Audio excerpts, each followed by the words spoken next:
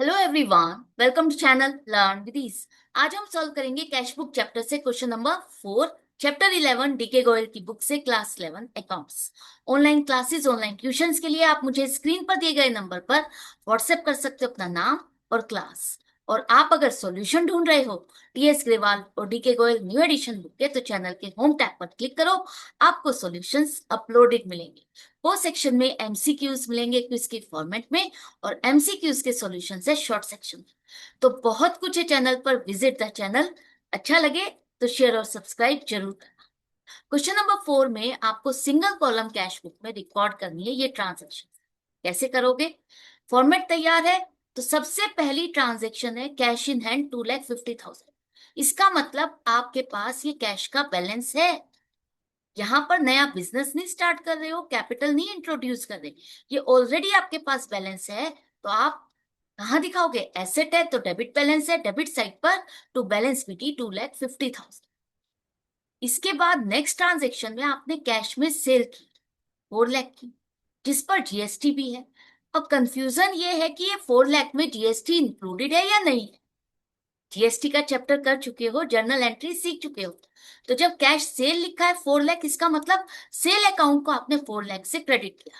इसके बाद इस पर आपने जो जीएसटी कलेक्ट किया 6%, आउटपुट सीजीएसटी अकाउंट में क्रेडिट किया 24,000, और आउटपुट एसजीएसटी अकाउंट में क्रेडिट किया 24,000। टोटल मिला करके कस्टमर से आपने पैसा रिसीव किया 4,48,000। तो हमें कैश मिला, कैश अकाउंट डेबिट हुआ, तो डेबिट साइड पे पोस्टिंग करोगे। अब पर्टिकुलर्स में किसे लिखें? टू सेल्स 4,48,000 नहीं, आपको जिस जिस अकाउंट से पैसा मिला वही आपको सारे दिखाने हैं। To sales account 4 lakh, to output CGST account 24,000, to output SGST account 24,000। Complete. Next में आपने पेमेंट रिसीव की है एक्स से, लेकिन किसके बिहाफ पर? वाई से। वाई के बिहाफ पर एक्स पेमेंट कर रहा है 40,000। इसका मतलब वाई का अकाउंट हमारी बुक्स में है, हमें वाई से पैसा लेना था, हमें तो वाई से मतलब है। चाहे उसका फ्रेंड पे करे, चाहे उसका ब्रदर पे करे, हमें कैश मिला, कैश अकाउंट डेबिट 40,000। किसके अकाउंट के लिए मिला? वाई का। तो वाई के अकाउंट को ही हम क्रेडिट करेंगे, उसका हमारा हिसाब किताब बराबर हो गया। तो कैश आपका डेबिट हो रहा है, डेबिट साइड पे लिखोगे टू वाई 40,000। एक्स को मत लिखना, गलत हो जाएगा। इसके बाद हमने शिखा को पेमेंट की। शिखा को हम पेमेंट कर रहे हैं 49,000 की, और उसने हमें 1,000 का डिस्काउंट दिया। इसका मतलब टोटल 50,000 की पेमेंट करनी थी, जिसमें से 49,000 आप पे कर रहे हो। बाकी डिस्काउंट मिला, डिस्काउंट रिसीव्ड अकाउंट में आपने क्रेडिट किया। हमें तो अपने कैश से मतलब है, तो कैश आपका क्रेडिट हो रहा है, इसका क्रेडिट साइड पर पोस्टिंग करो। और इसके साथ जो अकाउंट डेबिट हुआ वो लिखोगे बाय शिखा। कितना पे किया? आपने जितना पे किया कैश उतना ही दिखाओगे 49,000। शिखा का अकाउंट अगर आपका डेबिट 50,000 से हो रहा है, यहाँ पर 50,000 नहीं आएगा। हमें देखना है हमने कितना पे किया, बस उतना ही दिखाना है। डिस्काउंट जो आपने रिसीव किया वो आपकी अलग से जर्नल एंट्री जर्नल बुक में बनेगी। क्लियर? नेक्स्ट ट्रांजेक्शन में हमने रिसीव की पेमेंट। पेमेंट रिसीव की है जितेंद्र से 78,000, जिस पर हमने 2,000 का उसको डिस्काउंट दिया। तो टोटल जितेंद्र का अकाउंट हमने 80,000 से क्लियर कर। अब कैश हमें मिल रहा है, हमें कैश से मतलब है, और कैश अकाउंट हमारा डेबिट हो रहा है, तो डेबिट साइड पे पोस्टिंग करेंगे। इसके साथ जो अकाउंट क्रेडिट हुआ पर्टिकुलर्स में आ जाएगा टू जितेंद्र। अब जितेंद्र से कैश हमें कितना मिला, हमें वही अमाउंट के कॉलम में लिखना है 78,000। डिस्काउंट से हमें कोई मतलब। क्लियर? नेक्स्ट आपका, आपने सामान खरीदा, गुड्स खरीदे, स्टॉक खरीदा। तो स्टॉक जो खरीदा वो 2 लाख का, मतलब ये परचेज की वैल्यू। तो जब आप सामान खरीदते हो, 2 लाख का सामान खरीद रहे हो, इस पर जीएसटी पे कर रहे हो। तो इनपुट सीजीएसटी अकाउंट डेबिट किया 12,000, और इनपुट एसजीएसटी अकाउंट डेबिट किया 12,000। टोटल मिलाकर के आपने 2,24,000 की पेमेंट की। कैश हमारा क्रेडिट हो रहा है, इसका मतलब क्रेडिट साइड पे पोस्टिंग करोगे बाय परचेज अकाउंट 2 लाख। हमने परचेज के लिए इतनी पेमेंट की, और जीएसटी के लिए भी अलग अलग अकाउंट से पेमेंट की, तो अलग अलग ही दिखाओ। नेक्स्ट ट्रांजेक्शन में हमने कार्टेज की पेमेंट की। कार्टेज आपने पे किया, सर्विस ली है, इस पर भी जीएसटी लगेगा। तो जीएसटी 10,000, 10,000 पर दोनों तरह का जीएसटी मिलाकर के टोटल 11,200 की पेमेंट कर रहे हैं।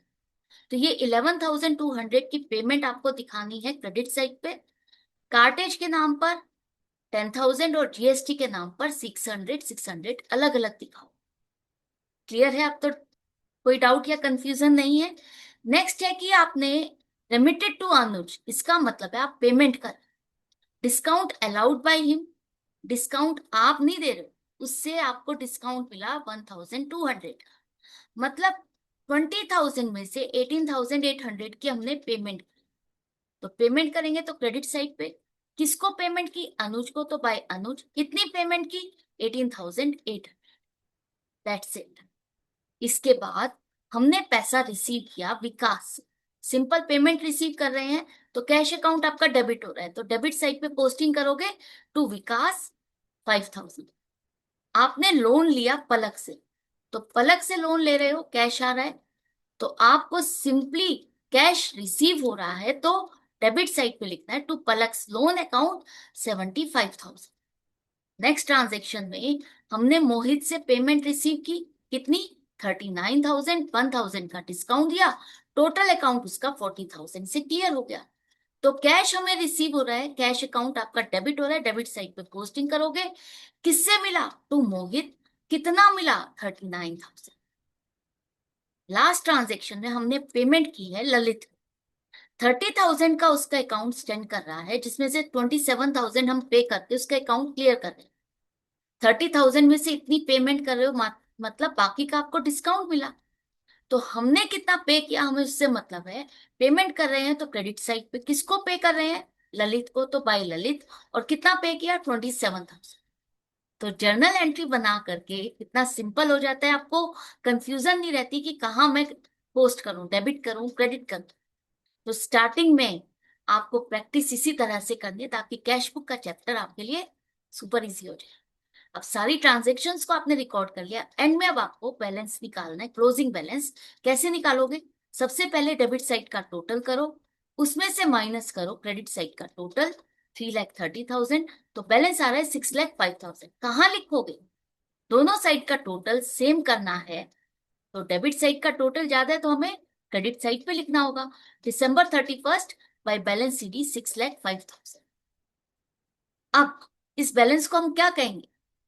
आपके डेबिट साइड का टोटल ज्यादा है तो हम इस बैलेंस को डेबिट बैलेंस कहेंगे, कि कैश का हमारा डेबिट बैलेंस है। वैसे भी कैश आपकी एसेट है और एसेट का बैलेंस डेबिट होता है, जितना होगा उतना ही खर्च कर सकते हैं। तो ये क्वेश्चन तो यहाँ पर कंप्लीट हो गया, एंड आई होप आपको समझ में आ गए। तो इसी तरह से सीखते रहो, समझते रहो। डाउट है, कंफ्यूजन है तो कमेंट सेक्शन में लिख करके पूछ सकते हो। अच्छा लग रहा है तो लाइक का बटन प्रेस करना मत भूलना, फ्रेंड्स में शेयर जरूर करना। मिलते हैं आगे की वीडियो में आगे के क्वेश्चन के साथ। Good bye and take care.